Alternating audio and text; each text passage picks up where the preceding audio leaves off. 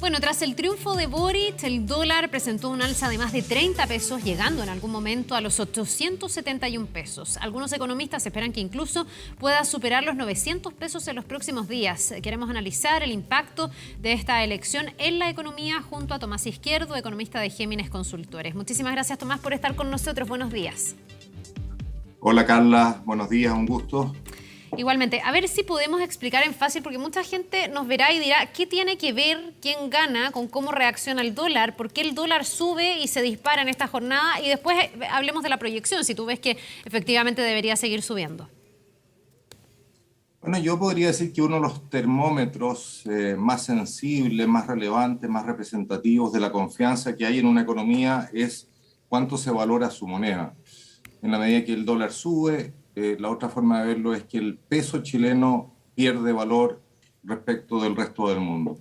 Y eso es un reflejo de que se percibe que Chile hoy día es eventualmente una economía más riesgosa. Y quizás ese mayor riesgo después del resultado de ayer, más que por el resultado mismo, está porque el resultado fue muy abultado y eso en algunos puede generar la aprehensión de que se inicia un proceso de cambios muy disruptivo y eso evidentemente se castiga y se castiga en este termómetro que es un tipo de cambio que sube o un peso chileno que se deprecia.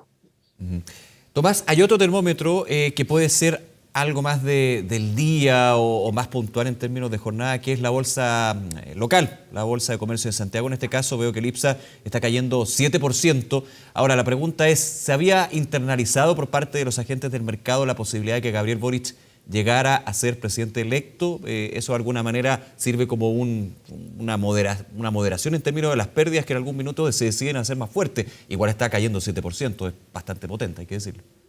Sí, bueno, ese es el otro principal termómetro. Finalmente lo que está mostrando ese termómetro es que se percibe que la economía tendría un ritmo de crecimiento bajo y eso impactaría en las utilidades futuras de las empresas y es eso lo que finalmente da el valor a una acción. ¿Cuál va a ser cierto el nivel de utilidades que entregue esa empresa en un periodo largo de tiempo? Yo creo que el mercado tenía internalizado una alta probabilidad, una probabilidad relevante de que ganara Boric, pero no 100%. Había gente que pensaba que podía ganar Kast. Y si bien es cierto, tenía internalizado una probabilidad alta de ganar a Boric, en ningún caso tenía internalizado un triunfo, ¿cierto?, con casi 12 puntos de diferencia.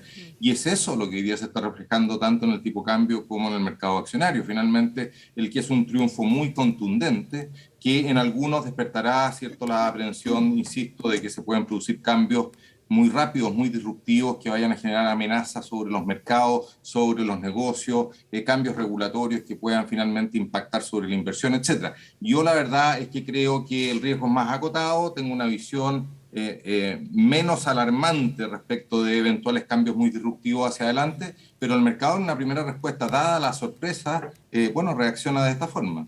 Tú dices que podría ser más acotado. ¿Por qué, Tomás? ¿En qué te basas para ser más optimista, por decirlo así, que el mercado o menos alarmista que el mercado? Bueno, primero yo me atrevería a pronosticar que este envión al alza del tipo de cambio se va a devolver. Yo creo que de aquí a unos pocos días más el tipo de cambio va a volver a niveles, ¿cierto?, por debajo de los 850 pesos y a mí no me extrañaría incluso que se acercara en algún momento a los 800 pesos.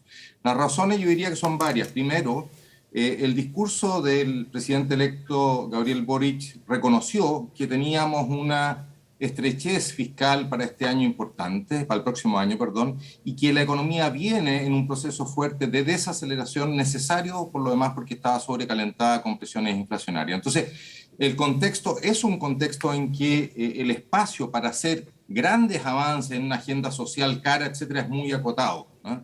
Segundo, muy relevante, yo creo que ahora va a cobrar más fuerza todavía, porque creo que no cobró suficiente fuerza después de la primera vuelta. El Senado está empatado. Un Senado empatado es un dique que impide que aquí se avance con mucha velocidad en cambios, ¿cierto?, que generan amenazas sobre los mercados.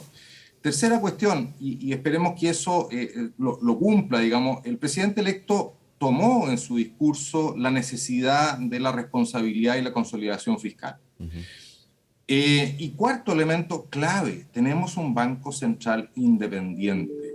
Y ese elemento, yo creo que el Banco Central lleva más de un año jugando un rol clave como ancla institucional en nuestra economía, marca una diferencia muy relevante respecto de otros países latinoamericanos. Sí. Papel de autonomía que también ha valorado y mantenido en este caso Gabriel Boric durante la campaña, que también me imagino que puede ser una escena relevante. Absolutamente, además no están los 2/3 en la convención para quitarle en un nuevo proyecto constitucional la independencia al Banco Central. A lo más se le podría agregar cierto, algún objetivo adicional como sí lo tienen otros bancos centrales. Pero yo diría que no están los votos, los plebiscitos dirimente quedaron descartados. Y por lo tanto yo creo que es muy probable, casi cierto, de que vamos a seguir teniendo un Banco Central independiente. Y esto se dice rápido y fácil, pero es clave, porque marca la gran diferencia, y me explico.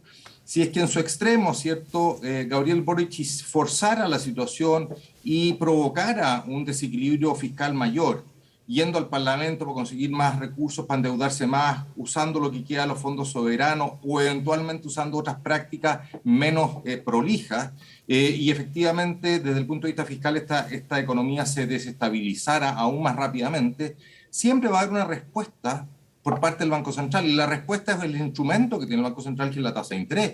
Y en el límite, ¿cierto?, si el Banco Central de verdad quiere contrarrestar un exceso fiscal, lo puede hacer subiendo la tasa todo lo que sea necesario.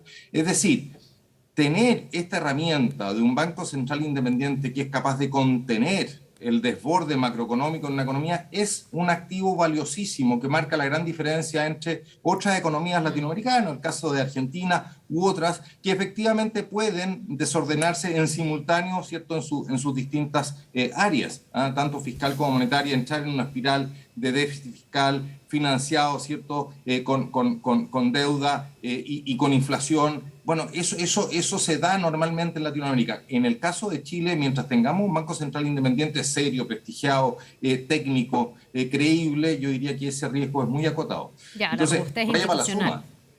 Sí, es una fortaleza institucional que nos queda, que yo diría que hoy día no se ve cuestionada y que marca una diferencia. Y desde esa perspectiva yo creo que lo que hay hoy día en las primeras horas de hoy día es una sobrereacción frente a una sorpresa. Nadie esperaba que el triunfo del presidente Boric fuera, o del presidente electo fuera de esta magnitud.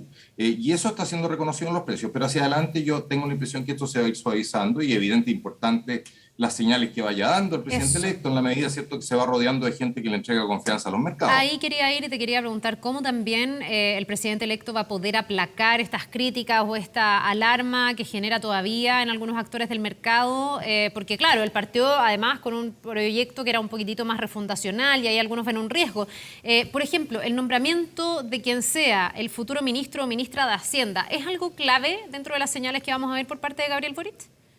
Sin duda. Sin duda. Si tú nombras a un ministro de Hacienda o una ministra de Hacienda que es reconocida por su capacidad técnica, es reconocida por su prestigio y su independencia, bueno, un personaje de ese perfil no se va a prestar para asumir una cartera como la de Hacienda, ¿cierto?, para hacer cuestiones que van en contra de sus propios principios, su formación intelectual y su certeza respecto de qué funciona y qué no funciona en economía. Entonces, sin duda, ese es un rol clave. Yo diría que junto con ese cargo, que es muy relevante, también es importante saber quién va a hacer la conducción política, ¿cierto?, en el Ministerio del Interior. Yo creo que es un cargo también de la mayor relevancia. Y empezar a dar un mensaje en el sentido de que dentro de las restricciones que hay se van a hacer algunas cuestiones prioritarias, porque aquí hay un equilibrio súper complejo. Se generaron muchas expectativas en lo que fue esta campaña presidencial, particularmente en la candidatura del candidato electo Boric, porque realmente prometió una cantidad enorme, ¿cierto?, de beneficios. Era como una lista de regalos para el viejito pascuero, digamos, en materia de transporte, en materia de salud, en materia de deuda, de crédito universitario, y suma y sigue. Bueno, va a tener que centrarse en 2 o 3 objetivos prioritarios. Yo creo que el tema de pensiones va a ser un objetivo prioritario. Y ahí hacer y gastar, quemar naves, ¿cierto?, en una negociación política con la oposición para lograr hacer un avance, porque de verdad es necesario avanzar en algún tema relevante en forma significativa y rápida, pronto, si es que no se quiere, ¿cierto?, generar un nuevo desborde de presión social. Aquí hay muchas expectativas. Sí. Claro, el manejo de las expectativas es clave, digamos, en todo lo que es el programa, la propuesta de gobierno, en este caso del presidente electo. Y ayer yo le escuchaba un concepto que se valora mucho. De hecho, cuando fueron las elecciones parlamentarias también se valoró mucho el concepto de gradualidad. Eso va a ser bien relevante, digamos, en los desafíos que tiene el nuevo gobierno, ¿no, Tomás?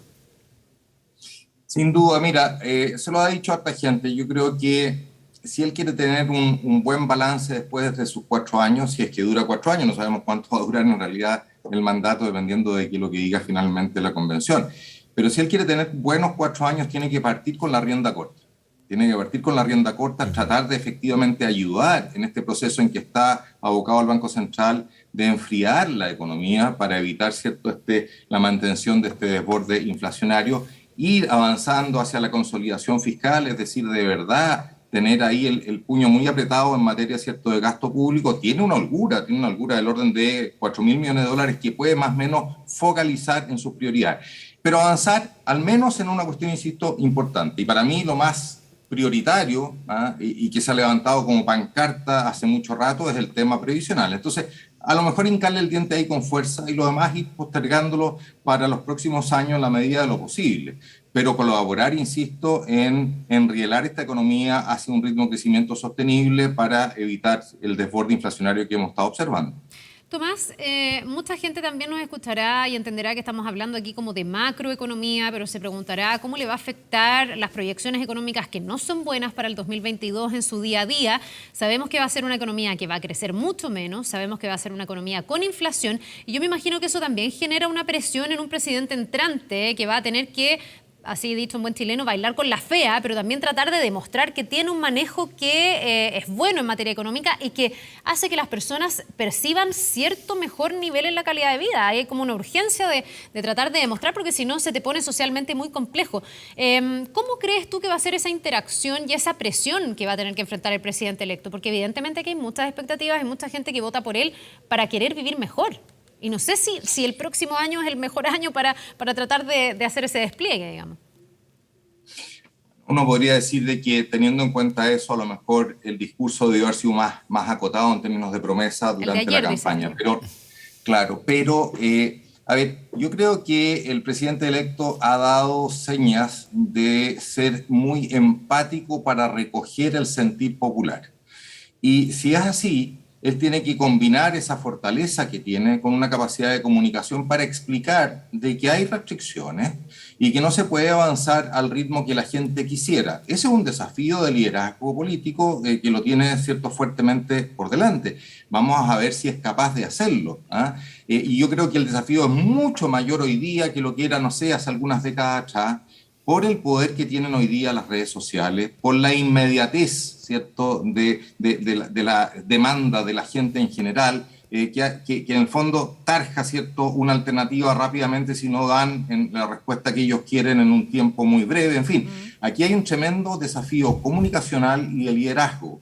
Ya mostró empatía para captar qué está sintiendo y necesitando la gente, ahora tiene que ocupar esa empatía para ser capaz de transmitirle a esa gente de que la cosa tiene que ir a otro ritmo. Ya, pero déjame ponerte un ejemplo, que probablemente puede ser un escenario, que es el quinto retiro desde los fondos de AFP. Eso ya está sobre la mesa, hoy día hay parlamentarios que ya lo están planteando, Pamela Giles es una de ellas, ahora que salió Boric, me imagino que con más fuerza vas a impulsar ese proyecto. Y ya con el cuarto retiro hubo un tema ahí, ¿no?, de cuánta presión social versus cuánta responsabilidad fiscal. Incluso a Gabriel Boric se le criticó por no escuchar o desoír a sus asesores. Yo me imagino que esa pugna para cualquier presidente es sumamente compleja, pero en sociedades como las actuales, donde las redes sociales tienen mucha preponderancia, donde la gente como que manifiesta día a día sus posturas, debe ser incluso más difícil de administrar para un presidente. Y hemos visto no quiero decir poca sintonía, pero hemos visto esta tensión en presidentes anteriores con sus ministros de Hacienda, que siempre son como los que aprietan la mano. Me imagino que aquí también puede haber un escenario donde esa tensión esté más en el día a día. No sé cómo lo ves tú. Sí, yo creo que la pregunta es muy buena y quiero ser bien enfático en la respuesta. Yo creo que si Gabriel Boric apoyó el cuarto retiro en el fragor, ¿cierto?, de una campaña electoral, tiene una lectura. Si Gabriel Boric aprueba un proyecto de quinto retiro siendo presidente y conociendo la situación económica del país y la dificultad que tiene para financiar un sistema de pensiones de largo plazo que satisfaga las necesidades de la población. Si aprueba un quinto o apoya un quinto retiro, bueno, yo creo que empieza a cavar su tumba, porque finalmente partir en el primer año aprobando una medida que va exactamente en contra de lo que realmente necesita la economía en una mirada larga, porque recordemos que no solamente daña la capacidad de entregar mejores pensiones en el mediano y largo plazo a la población, hace un daño enorme adicional al mercado de capitales, impacta sobre el riesgo país, impacta sobre el nivel de equilibrio de las tasas de interés de largo plazo, aleja la posibilidad de la compra de una vivienda con un crédito cierto hipotecario de largo plazo. Tiene una cantidad de efectos enormes, más técnicos en el mercado financiero, el aprobar o apoyar una medida de ese tipo. Entonces, ese es un test ácido. Si es que realmente ahora ya no como candidato, sino que como presidente electo, él va a aprobar una medida de ese tipo, yo creo que está acabando su tumba, porque estaría partiendo realmente muy mal. Y eso sí que generaría una desconfianza no solo interna de los agentes económicos internos, sino que también desde fuera de Chile enorme. Yo creo que realmente es muy poco probable que él concurra en una medida de ese tipo. Tomás Izquierdo, muchísimas gracias como siempre por acompañarnos en análisis. Sigo muy atentos también a las reacciones económicas y lo que va fluctuando ahí en los mercados el día de hoy. Muchas gracias, un abrazo. Un abrazo, que estén bien, Carla, Nicolás. Muchas gracias, Chao. nos vemos.